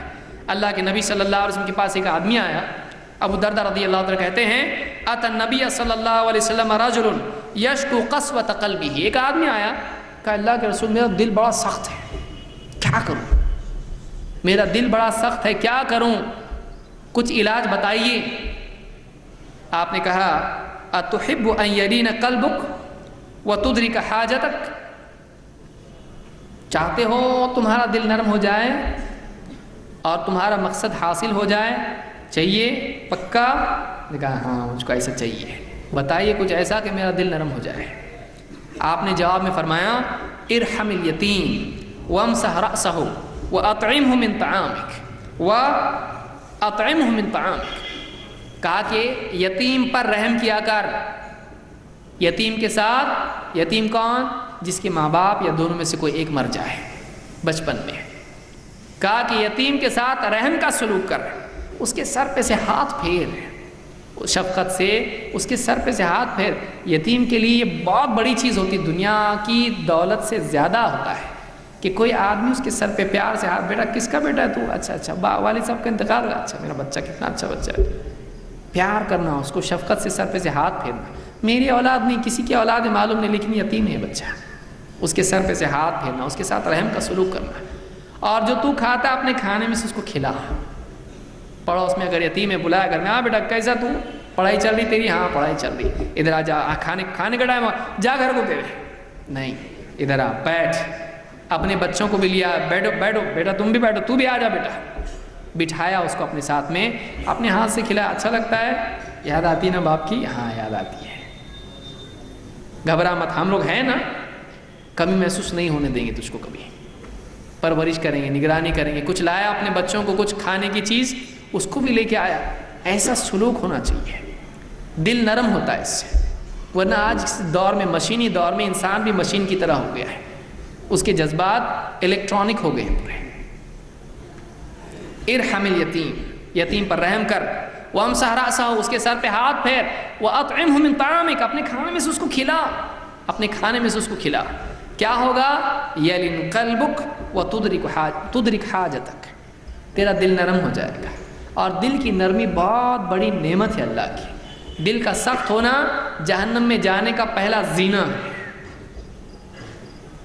دل سخت ہوتا ہے، نصیحت اثر نہیں کرتی ہے، نصیحت اثر نہیں کرتی. گناہ آسان ہوتے ہیں، گناہوں کا احساس بھی نہیں ہوتا ہے. دل سخت ہے اور آدمی جہنمی بن جاتا ہے، احساس بھی نہیں ہوتا اس کو، توبہ کی توفیق نہیں ملتی. دل نرم ہونا بہت ضروری ہے. اسلام میں تعلیم دی گئی یتیم کے ساتھ رحم کا سلوک کریں. یہ طبرانی کی روایت ہے.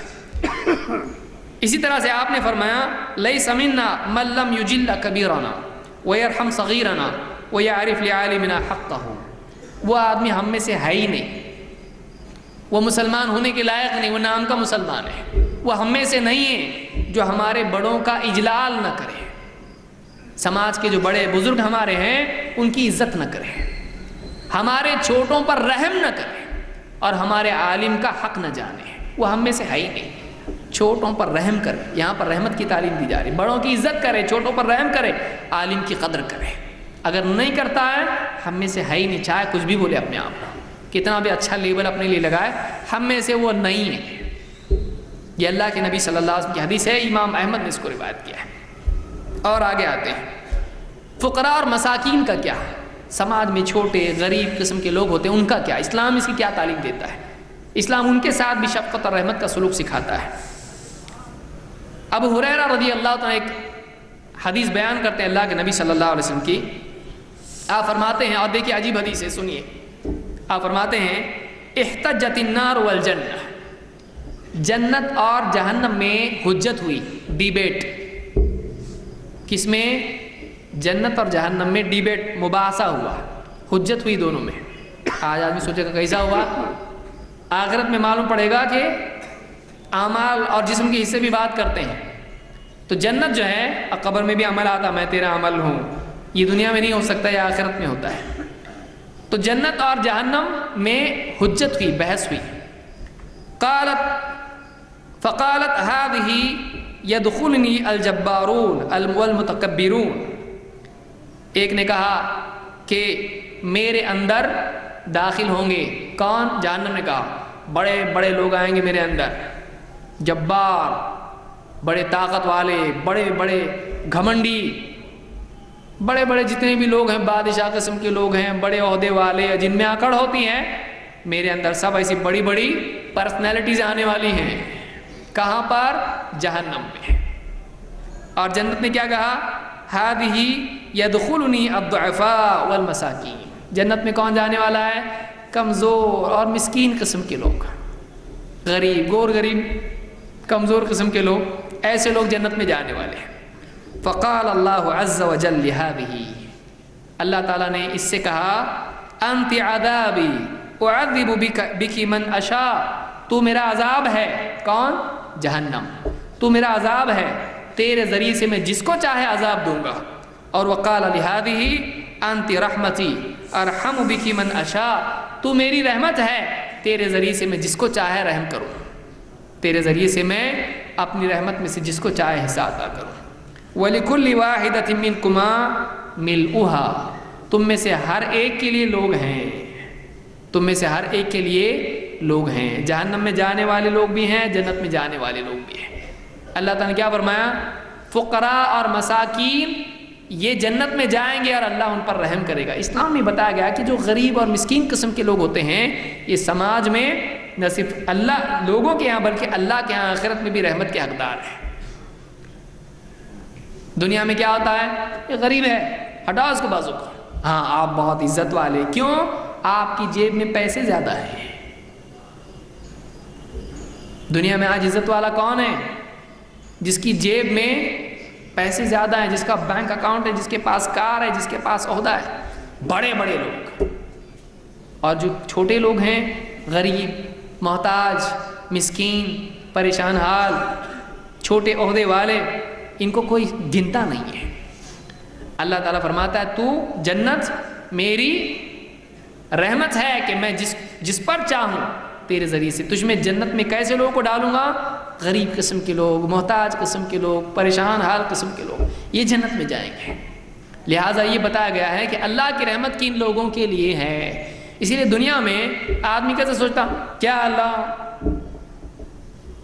برے برے لوگ، کفر کرنے والے، گناہ کرنے والے، کیا ہمارے اوپر بھی کچھ ہے کہ نہیں رحمت کی بارش؟ ہمارے اوپر بھی تو کچھ ہے. اللہ تعالیٰ نے ان کے لیے کہاں رکھا ہے؟ آخرت میں، جنت میں ہمیشہ کی بادشاہت، ہمیشہ کی دولت، ہمیشہ کی حکومت. یہ چاہیے کہ 4 دن کی چاہیے کہ 4 دن آدمی کھڑا ہے، دوسرا آتا ہے بولتا ہے ہٹو بازو کو، ہو گیا تمہارا ٹائم ختم ہو گیا، ہٹو. چاہے وہ سیاست ہو، چاہے وہ کمپنی ہو، چاہے وہ گھر ہو. گھر کا بھی بڑا ہوتا ہے تو بعد میں جب چھوٹے بڑے ہوتے تو بولتے ذرا کونے میں بیٹھو تم بھی. 4 دن کی عزت ہے یہ. لیکن مال اسلام ہی بتاتا ہے کہ سماج میں جو کمزور طبقہ ہوتا ہے یہ رحم کا حقدار ہوتا ہے، دنیا میں بھی اور آخرت میں بھی. یہ بھی بخاری اور مسلم کی حدیث ہے. ایمان والوں کے بارے میں اللہ کے نبی صلی اللہ علیہ وسلم کیا فرماتے ہیں؟ فرماتے ہیں مثل المؤمنین فی توادہم وتراحمہم وتعاطفہم مثل الجسد. ایمان والوں کی مثال آپس میں ایک دوسرے سے محبت کرنے میں، آپس میں ایک دوسرے پر رحم کرنے میں، آپس میں ایک دوسرے کے ساتھ نرمی کا سلوک کرنے میں ایسی ہے جیسے ایک بدن ہوتا ہے. سر، ہاتھ، پاؤں، سارا بدن ہوتا ہے. ایک باڈی کی طرح ہے پورے مسلمان، ٹکڑے ٹکڑے نہیں بلکہ ایک جسم ہے جو مربوط ہوتا ہے، ایک دم جڑا ہوا ہوتا ہے، سارا ایک جسم ہے. مسلمان ایسے ہیں، آپس کی محبت، آپس کی نرمی، شفقت اور ایک دوسرے کے ساتھ احسان کا سلوک کرنے کے اعتبار سے. اذا اشتکا منہ عضو تداعی لہ سائر الجسد بالسہر والحمى. جسم کے ایک حصے میں اگر بیماری اور تکلیف ہو تو اس کی تکلیف کی وجہ سے، رات کی نیند اڑنے کی وجہ سے، بخار کی وجہ سے سارا بدن پریشان ہو جاتا ہے. اس کی تکلیف میں سارا بدن شریک ہو جاتا ہے. یہ نہیں کہتا ہے یہ تو سر کا مسئلہ ہے وہ نپٹے، ہاتھ پاؤں اپنی طرف سے بے فکر ہیں، ہاتھ میں دکھ رہا ہے سر کو کیا فکر ہے؟ نہیں، ہاتھ میں درد ہے تو ڈاکٹر صاحب میرا ہاتھ زبان بھی کام کر رہی ہے، پاؤں سے چل کے دواخانے کو بھی جا رہا ہے اور جیب میں بھی ہاتھ جا رہا. یہ لو محنت کی کمائی، سر سے لے کے پاؤں تک محنت کر کے 4 روپے کمایا، وہ بھی دوا میں ہے. کیوں؟ تکلیف سے بچنا ہے. تو ایک حصے میں اگر تکلیف ہے سارا بدن اس تکلیف کی وجہ سے پریشان ہوتا ہے. امت ایسی ہے، آپس کی رحمت امت میں ایک. آج مسلمانوں کا حال یہ ہے کہ آج تو الٹا مسلمان کو ستا رہا ہے. پڑوسی کو، رشتہ دار کو، اس کی بیٹی کو رشتہ اگر آ رہا ہے اشارے سے ٹھیک ہے لیکن دیکھو سوچ سمجھ کے تو لوگ بھی سوچ رہے دینا کہ نہیں رشتہ اس کو. آج مسلمان کا دشمن ہے. بلکہ مسلمان یہاں تک پہنچ رہا ہے کہ اگر کوئی دین کی دعوت دینے کے لیے کھڑا ہوتا ہے ٹیررسٹ ہے. پولیس میں جا کے کمپلینٹ کیا ہے؟ یہ کمپلینٹ نہیں ہے کہ ان کی وجہ سے ہماری پبلک چل کے اپنے پاؤں سے جا رہی. آدمی کیا کر رہا ہے؟ یہ ٹیررسٹ ہے. پولیس کو بھی معلوم ہے، ان کو کیا معلوم، کیا سمجھانا ان کو، تم کو کچھ معلوم ہے، ہم کو سب معلوم ہے کون ٹیررسٹ ہے کون نہیں ہے. پولیس کو معلوم ہوتا ہے، لیکن وہ بھی آتے بھائی ہمارے کو فارمیلٹی پوری تو کرنی پڑے گی. کمپلینٹ آئی ہے، آپ کمپلینٹ آئی ہے. کون کر رہا ہے یہ؟ اسلام کے دشمن کر رہے ہیں، اسلام کے چاہنے والے کر رہے ہیں. آج ایک مسلمان دوسرے مسلمان کے ساتھ ہمدردی کرنے کے لیے تیار نہیں. حدیث بتا رہی پورا ایک بدن ایسا ہونا چاہیے، ایک کی تکلیف سے دوسرے کو تکلیف ہو. یہاں الٹا معاملہ ہو گیا. آج ہم اتنے بٹ چکے ہیں کہ ہر ٹکڑا دوسرے کو تکلیف پہنچانے کی کوشش کر رہا ہے. وہ ایسے ہی جیسے آدمی اپنے ہاتھ سے خنجر لے کے اپنے آپ کو مارے، ہر حصہ دوسرے کو کاٹنے کو دوڑ رہا ہے. آج یہ مسلمانوں کا حال ہو گیا ہے، جہالت کی وجہ سے، دین سے دور ہونے کی وجہ سے. اس کو امام مسلم نے روایت کیا جو حدیث میں نے ذکر کی. اسلام کی تعلیمات صرف اب کوئی آدمی سوچ سکتا ہے تو خالی مسلمان آپس میں اچھے رہنا چاہیے، دوسروں کے لیے اسلام ظالم ہے، مسلمان ظالم ہے. ایسا ہے نہیں. آپ اسلام کی تعلیمات دوسروں کے لیے دیکھیے. اللہ تعالیٰ قرآن کریم میں فرماتا ہے وَلَا تَسْتَوِي الْحَسَنَةُ وَلَا السَّيِّئَةُ ادْفَعْ بِالَّتِي هِيَ أَحْسَنُ فَإِذَا الَّذِي بَيْنَكَ وَبَيْنَهُ عَدَاوَةٌ كَأَنَّهُ وَلِيٌّ حَمِيمٌ. برائی اور بھلائی دونوں برابر نہیں ہو سکتے ہیں. بھلائی اور برائی، اچھا سلوک اور برا سلوک، اچھا اخلاق برا اخلاق برابر نہیں ہو سکتے ہیں. تم برائی کو بھلائی سے دور کرو، برائی کا علاج بھلائی سے کرو، برائی کو بھلائی سے دفع کرو. جب تم ایسا کرو گے تو تم دیکھو گے کہ تمہاری جس سے دشمنی تھی وہ تمہارا دوست بن گیا. اسلام دشمن کو دوست بنانے کا فارمولا سکھاتا ہے. اسلام، آپ بتائیے اسلام میں اگر یہ ہوتا کاٹو مارو، تو اسلام کیا بتاتا؟ جو تمہارا دشمن ہے کبھی اس کے سامنے جھکنا مت، نرمی مت کرنا، جہاں دکھے پٹائی کرنا اس کی. ایسا کرو گے تو تمہاری دھاک رہے گی. یہ تعلیم ہے اسلام کی؟ نہیں. اسلام کی تعلیم کیا ہے؟ وہ برا کر رہا ہے تمہارے ساتھ، تم اچھا کرو اس کے ساتھ. اس کو شرم تو آئے گی، اس کو شرم آئے گی کہ میں کتنا برا، یہ کتنا اچھا. میں برا کر کے وہ اچھا کر رہا ہے. جب شرم آئے گی تو نرم آئے گی. شرم کیا پیدا کرتی ہے؟ نرمی. اس کا دل نرم ہوگا، وہ سوچے گا، ندامت پیدا ہوگی، پھر وہ تمہارا دوست بنے گا، پھر دوستی کا دروازہ کھلے گا. تو اسلام دشمن کو دوست بنانے کی تعلیم دیتا ہے، دشمن کو ختم کرنے کی نہیں. یہ اسلام کی تعلیم ہے. عبداللہ بن مسعود رضی اللہ تعالیٰ فرماتے ہیں کأنی انظر الی النبی صلی اللہ علیہ وسلم. اب بھی مجھ کو منظر یاد ہے، گویا کہ میں اللہ کے نبی صلی اللہ علیہ وسلم کو دیکھ رہا ہوں بتاتے ہوئے. اب بھی میری نگاہوں میں وہ منظر گھوم رہا ہے. کیا؟ یحکی نبی من الانبیاء، اللہ کے نبی صلی اللہ علیہ وسلم ایک نبی کا واقعہ بیان کر رہے ہیں. ضربہ قومہ فادموا، ان کی قوم نے ان کو اتنا مارا پیٹا کہ ان کو لہو لہان کر دیا، خون بہنے لگا نبی کا. نبی کے ساتھ ایسا سلوک کیا. وہو یمسح الدم عن وجہہ، اور وہ نبی اپنے چہرے سے خون پوچھ رہا ہے، مار مار کے نبی کو خون آلود کر دیا. اور نبی صلی اللہ علیہ وسلم بتا رہے دیکھو ایک نبی ایسے تھے، قوم نے ان کو اتنا مارا کہ خون بہنے لگا. وہ اپنے نبی اپنے چہرے سے خون پوچھ رہے ہیں اور اللہ سے کیا کہہ رہے ہیں؟ اللہ سے کہہ رہے ہیں وَيَقُولُ اللَّهُمَّ اغْفِرْ لِقَوْمِي فَإِنَّهُمْ لَا يَعْلَمُونَ. اے اللہ میری قوم کو معاف کر دے. اے اللہ میری قوم جو مجھ کو مار رہی ہے، میرا خون بہا رہی ہے، اے اللہ میری قوم کو معاف کر دے. کیوں؟ اس لیے کہ ان کو معلوم نہیں ہے، ان کو ابھی معلوم نہیں ہے، ان کو معلوم نہیں ہے. اس کو امام البخاری اور مسلم دونوں روایت کیا ہے. اسلام اس کی تعلیم دیتا ہے. اور یہ صرف پچھلے نبی کا قصہ نہیں ہے، بلکہ اللہ کے نبی صلی اللہ علیہ وسلم کی اپنی زندگی میں آپ دیکھیں. طائف کے سفر میں آپ صلی اللہ علیہ وسلم قوم کے پاس گئے اور دعوت ان کو دی. اکیلے چل کے گئے اتنا سفر کر کے. قوم نے دعوت قبول نہیں کی، بدماش قسم کے لڑکوں کو پیچھے لگا دیا جو آپ کا مذاق اڑاتے رہے، آپ کو پتھر مارتے رہے، یہاں تک کہ آپ کا خود خون نکل کے آپ کے جسم پہ بہنے لگا.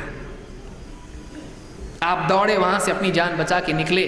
ان کی بھلائی کے لیے گئے تھے لیکن انہوں نے آپ کی قدر نہیں کی. وہاں سے نکل کے دوڑے ہیں، بے تحاشا آپ وہاں سے نکلے ہیں. دور جا کے جب آپ کو سکون ملا، اس وقت میں اللہ تعالیٰ نے جبریل کو بھیجا اور جبریل کے ساتھ ایک فرشتے کو بھیجا جو پہاڑوں کا فرشتہ ہے. جبریل نے سلام کیا کہ دیکھیے یہ اللہ کی طرف سے آیا ہوا فرشتہ ہے، ملک الجبال، پہاڑوں والا فرشتہ ہے. پہاڑوں کی خدمت اس کے ذمے ہے. کہا آپ حکم دیجئے، اس فرشتے نے کہا آپ حکم دیجئے مجھ کو، بس ایک حکم دیجئے، یہ جو آپ کو ستانے والے ہیں ان دونوں پہاڑوں کے بیچ میں پیس کے رکھ دیتا ہوں ان کو، حکم تو دیجئے آپ. آپ نے کہا نہیں، بلکہ میں چاہتا ہوں کہ اگر یہ نہیں مانے تو کوئی بات نہیں، ان کی اولاد میں مجھ کو امید ہے ان کی اولاد میں اللہ ایسے پیدا کرے جو اللہ کی توحید کا اقرار کرنے والے ہوں گے، اس کے ساتھ شرک نہیں کرنے والے. یہ نہیں تو نہیں، کم سے کم ان کی اولاد تو ملے. اللہ کے نبی صلی اللہ علیہ وسلم کو اتنا ستا رہے ہیں، آپ نے یہ نہیں کہا ان کی اولاد بھی ان کی جیسی نکلے گی، مارو ان کو، پیس دو ان کو، زلزلہ اللہ یہاں پہ. آپ نے ایسا نہیں کہا. آپ نے کہا نہیں، اگر یہ نہیں مانتے تو میں اللہ سے امید کرتا ہوں کہ ان کی اولاد میں اللہ ایسے پیدا کرے گا جو ایک اللہ کو مانیں گے، اللہ کے ساتھ شرک نہیں کریں گے. اللہ تعالیٰ کی طرف سے فرشتہ آ گیا ہے، بس حکم دینے کی دیر ہے. لیکن آپ نے اس کو قبول نہیں کیا، بلکہ آپ نے ان کو معاف کر دیا، آپ نے ان کو چھوڑ دیا، اور ان کی اولاد کے لیے امید کی کہ ان کی اولاد میں جنتی لوگ، توحید والے، اللہ کے ماننے والے پیدا ہوں. یہ جگر رکھ کے آدمی دعوت کے میدان میں اترنا چاہیے. یہ ہمارے نبی محمد رسول اللہ صلی اللہ علیہ وسلم ہے. تو یہ اسلام کی تعلیمات ہیں. اسلام دین رحمت ہے، دین مغفرت ہے. اسلام وہ دین ہے جس کے ذریعے سے اپنے اور پرائے، دوست اور دشمن سب کے ساتھ بھلائی کا سلوک کرنے کی تعلیم اسلام میں انسان کو دی جاتی ہے، جس کے ذریعے سے سماج میں امن و شانتی، سکون و چین آتا ہے، لوگوں کو حقوق سمجھ میں آتے ہیں، لوگوں کو احسان سمجھ میں آتا ہے. اسلام اگر زندگیوں سے نکال دیا جائے تو یہ زندگیاں جانوروں سے بھی زیادہ، جنگلی جانور بھیڑیے سے بھی زیادہ خطرناک انسان ہو جائے گا، اور ہوتا ہے اور ہو رہا ہے. لہٰذا اس زمانے کی اور ہر زمانے کی سب سے بڑی ضرورت، جو کھانے پینے سے بھی بڑی ضرورت ہے، وہ اسلام ہے. ایک آدمی بھوکا رہ سکتا ہے، پیاسا رہ سکتا ہے، لیکن اگر اس سے نظریات چھین لیا جائے، اس سے اصول چھین لیے جائیں، اس میں اور جانور میں کوئی فرق نہیں ہوتا ہے. لہٰذا اس دور کی بہت بڑی ضرورت اسلام ہے، سب سے بڑی ضرورت اسلام ہے. اسلام اصل روشنی میں لوگوں کے سامنے پیش کرنے کی ضرورت ہے، نہ کہ لوگ اپنے اپنے جو تجزیے اور تبصرے اسلام پر کر رہے ہیں وہ نہیں. اصل اسلام کیا ہے اس کو لوگوں کے سامنے پیش کرنا چاہیے، اور لوگوں کو بھی چاہیے کہ وہ واقعی اسلام کیا ہے یہ معلوم کریں، نہ یہ کہ اپنے گمان سے اسلام کے بارے میں مسلمانوں کو دیکھ کر فیصلے کرنے لگ جائے. کسی مسلمان سے کوئی تکلیف پہنچی، ان کا اسلام ایسا ہی ہے، نہیں، اسلام الگ ہے، مسلمان الگ ہے. کوئی مسلمان برا ہو سکتا ہے، اسلام برا نہیں ہے، اسلام برا نہیں ہے. وہ مسلمان برا کیوں بنا؟ اسلام چھوڑنے کی وجہ سے. اسلام پہ ہوتا تو برا نہیں ہوتا. تو اسلام اچھا دین ہے، لہذا اس کی بات کو عام کرنا، ان تعلیمات کو عام کرنا ہماری ذمہ داری ہے. ہم اپنے اوقات میں سے کچھ اوقات نکال کے پڑھا کریں، علماء کے خطابات سنیں اور اسلام کے بارے میں جانکاری حاصل کریں، تاکہ اسلام کے سلسلے میں آج ہونے والی ظلم و زیادتی کے لیے ہم کھڑے ہو کر کچھ کام کر سکیں. پرامن طریقے سے، صحیح طریقے سے، علمی انداز میں اور لوگوں کے ساتھ اچھے سلوک کے ساتھ اسلام کی دعوت کو پیش کرنا اس وقت کی اولین ذمہ داری ہماری ہے. اللہ رب العالمین ہم کو سمجھ عطا فرمائیں اور قرآن و سنت کا علم حاصل کر کے اسلام کی دعوت کو عام کرنے کی توفیق ہم سب کو عطا فرمائیں. اقول قولی ھذا واستغفر اللہ لی ولکم.